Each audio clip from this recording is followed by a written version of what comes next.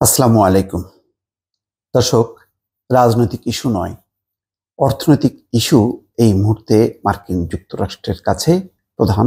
সেটি বোঝা গেছে যে সালমান এফ রহমানের সঙ্গে আলোচনায় ডোনাল্ড লু তাদের অর্থ কবে ফেরত পাবে সেটি জানতে চেয়েছেন।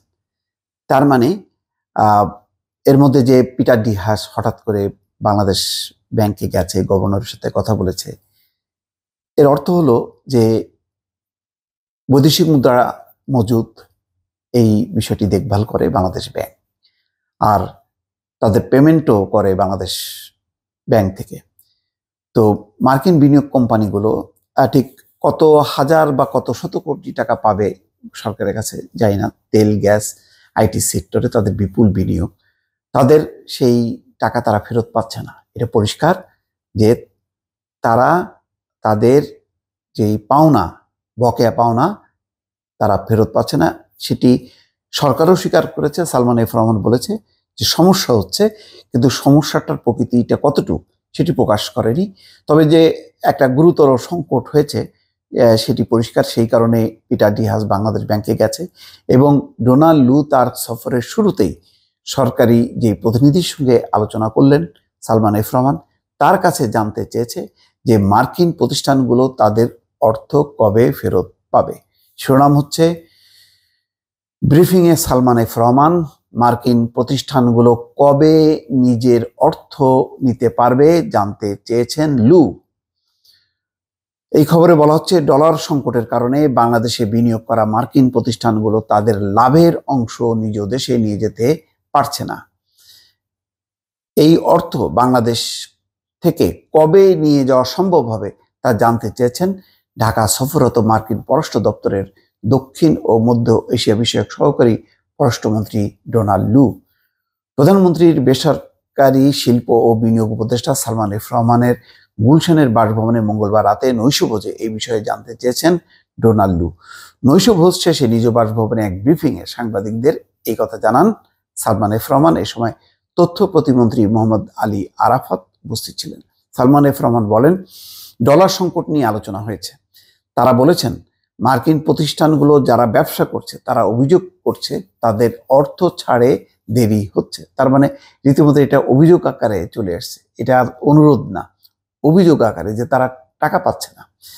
তারা এটাও বলেছেন যে আমরা বুঝি বাংলাদেশের রিজার্ভের উপর চাপ রয়েছে, বাংলাদেশ কতদিনে এই অর্থ পরিশোধ করতে পারবে তা জানতে চেয়েছেন। খুবই দুঃখজনক একটি অধ্যায় আমি বলবো, যে এই কারণে যে ডোনাল্ড লু নাকি এসছে সম্পর্ক উন্নয়নের জন্য, কিন্তু তিনি যে একজন কি বলে ব্যবসায়ী প্রতিনিধি এবং কর্মকর্তা এটা বোঝা গেল। অর্থাৎ তাদের স্বার্থ, বিনিয়োগের ক্ষেত্রে তাদের যে স্বার্থ, সেই স্বার্থের ব্যাপারটা এখন তারা উদ্বিগ্ন হয়ে গেছে। তারা মনে করছে যে বাংলাদেশ হয়তো তাদের যেই বিনিয়োগের যে তারা করেছে বাংলাদেশে, তার যে লাভের অংশ সেই লাভটা তারা নিতে পারবে না। সেই কারণেই ডোনাল্ড লু এসে প্রথমেই এই আলোচনাটা শুরু করেছেন। প্রধানমন্ত্রীর বেসরকারি শিল্প ও বিনিয়োগ উপদেষ্টা বলছেন, আমরা আশাবাদী বাংলাদেশের রিজার্ভ বাড়বে, আমাদের রপ্তানি বাড়বে, রেমিটেন্স বাড়বে। মার্কিনীদের জানিয়েছি যে যদিও আমাদের অর্থ পরিশোধে একটু সমস্যা হচ্ছে, একটু দেরি হচ্ছে, তবে আমাদের অর্থ ছাড় ক্রমাগত হচ্ছে, আমরা একেবারে অর্থ ছাড় বন্ধ করিনি। যাক, ফিলিস্তিন নিয়ে সালমান এফ রহমান বলেন, বাংলাদেশের প্রধানমন্ত্রী ফিলিস্তিনের বিষয় নিয়ে উদ্বিগ্ন। মার্কিনরা জানিয়েছেন বাংলাদেশ যেমন স্থায়ী যুদ্ধবিরতি চায়, যুক্তরাষ্ট্র তা চায়, সংকট সমাধানের দিকে যাচ্ছে বলে তারা ইঙ্গিত দিয়েছেন, কিন্তু সমাধানটি কি তা বিস্তারিত জানাননি। চীন নিয়ে কোনো আলোচনা হয়েছে কিনা জানতে চাইলে সালমান এফ রহমান বলেন, এ বিষয়ে কোনো আলোচনা হয়নি, ভিসা নীতি নিয়েও কোনো আলোচনা হয়নি বলে জানান। আলোচনার অগ্রাধিকার বিষয়ে জানতে চাইলে সালমান এফ রহমান বলেন, মার্কিনরা জানিয়েছেন যে বাংলাদেশের সঙ্গে সম্পর্ক আরো ভালো করতে চায় যুক্তরাষ্ট্র। বাংলাদেশও এই বিষয়ে তাদের স্বাগত জানিয়েছে। নির্বাচনের আগে যুক্তরাষ্ট্রের সঙ্গে যে ভুল বুঝাবুঝি ছিল তা আলোচনায় মার্কিনীরা তোলেননি, আমরাও তুলিনি।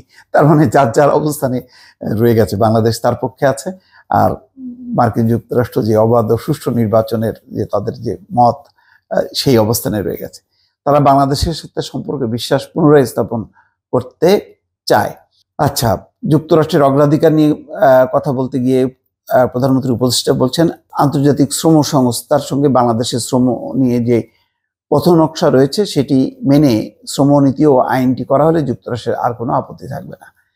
র্যাবের নিষেধাজ্ঞা প্রসঙ্গে বলছেন যে র্যাবের নিষেধাজ্ঞার সঙ্গে বঙ্গবন্ধুর খুনি রাশেদ চৌধুরীকে ফেরত আনার বিষয়টিও জানানো হয়েছে। তারা বলেছে এই দুইটি বিষয়ে আইন দপ্তরে রয়েছে। ডোনাল্ড লু এর আগে ঢাকা সফরে জানিয়েছিলেন র্যাবের উন্নতি হয়েছে, ফলে পররাষ্ট্র দপ্তর থেকে এই বিষয়ে সহযোগিতা করা হচ্ছে। র্যাবের উন্নতি হয়েছে তা আইন দপ্তরকে জানিয়েছে পররাষ্ট্র দপ্তর। আচ্ছা, বিএনপি নিয়ে আলোচনা হয়েছে কিনা এই প্রশ্নে মোহাম্মদ আলী আরাফাত তথ্যমন্ত্রী প্রতিমন্ত্রী তিনি বলছেন, বিএনপি বিরোধী দল রাজনীতি, মানবাধিকার, গণতন্ত্র, নির্বাচন এগুলো কোনো কিছু নিয়ে যুক্তরাষ্ট্রের পক্ষ থেকে আলাপ তোলা হয়নি, এগুলো নিয়ে কোনো আলোচনা হয়নি। তো যাই হোক, বোঝা যাচ্ছে যে এখানে মানে প্রধান যে গুরুত্বটা পাচ্ছে বাংলাদেশের রিজার্ভ পরিস্থিতি, যেই পরিস্থিতিতে তারা উদ্বিগ্ন এই কারণে যে মার্কিন যে বিনিয়োগ প্রতিষ্ঠানগুলো সেইগুলো তারা অর্থ পাওয়ার ক্ষেত্রে একটা অনিশ্চয়তায় ভুগছে। দর্শক ভালো থাকবেন, আল্লাহ হাফেজ।